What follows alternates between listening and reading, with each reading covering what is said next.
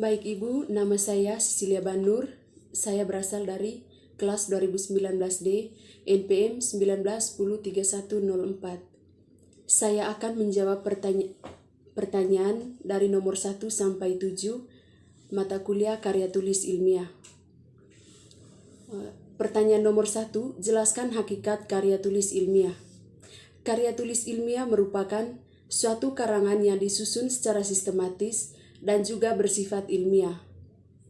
Karangan yang disusun secara sistematis di sini artinya yaitu bahwa sebuah karangan ataupun karya tulis disusun menurut aturan tertentu, sehingga kaitan antara bagian-bagian tersebut sangat padu.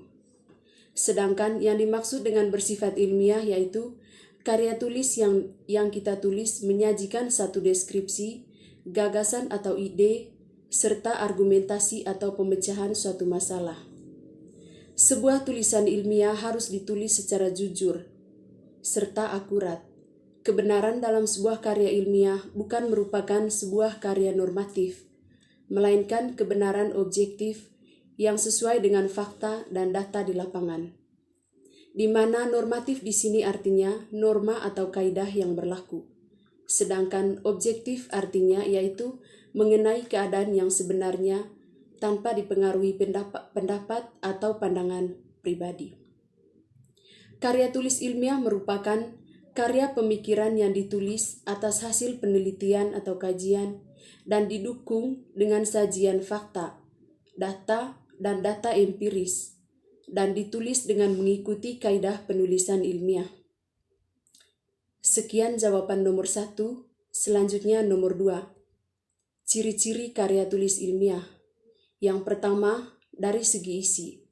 Karya ilmiah menyajikan pengetahuan yang berupa gagasan deskripsi tentang sesuatu atau pemecahan suatu masalah.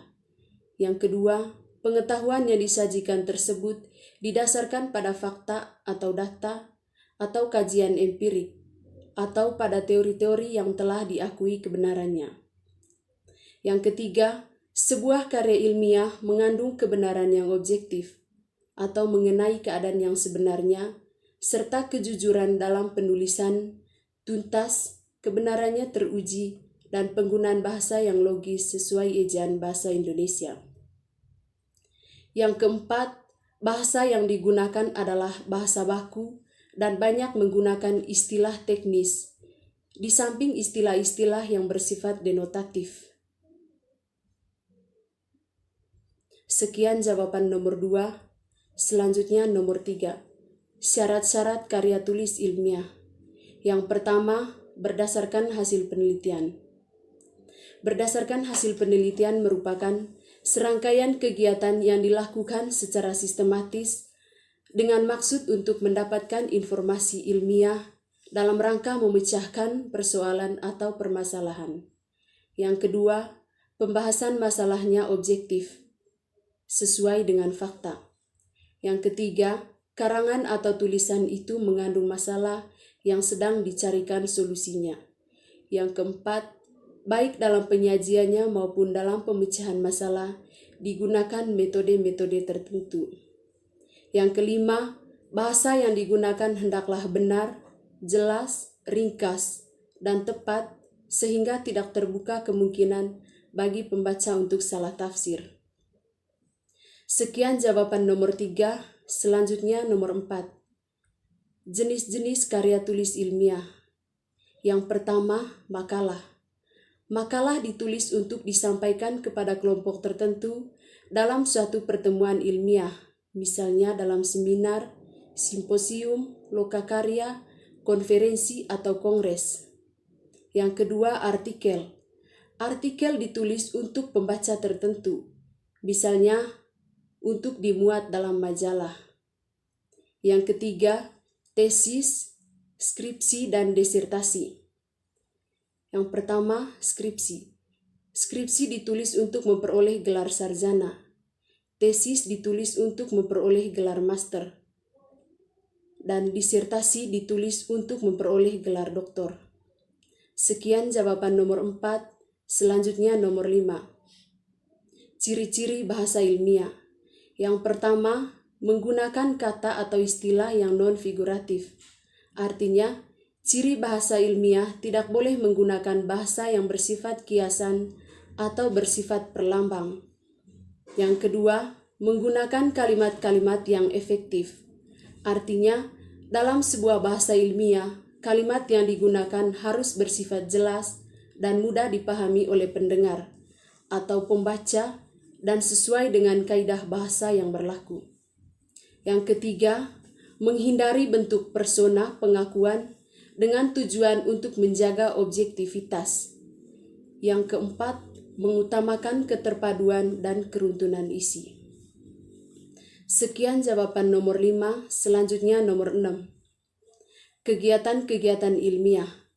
Yang pertama, simposium, di mana simposium merupakan pertemuan dengan beberapa pembicara yang mengemukakan pidato singkat tentang topik tertentu atau tentang beberapa aspek dari topik yang sama.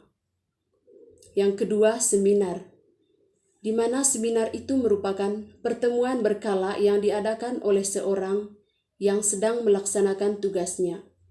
Yang ketiga, lokakarya. Lokakarya di sini merupakan suatu acara di mana beberapa orang berkumpul untuk memecahkan masalah tertentu dan mencari solusinya. Yang keempat, workshop. Workshop merupakan suatu pertemuan di mana kelompok orang memiliki minat, keahlian, ataupun profesi pada bidang tertentu yang terlibat aktif dalam suatu diskusi dan kegiatan intensif pada suatu objektif maupun proyek tertentu. Sekian jawaban nomor 6, selanjutnya nomor 7.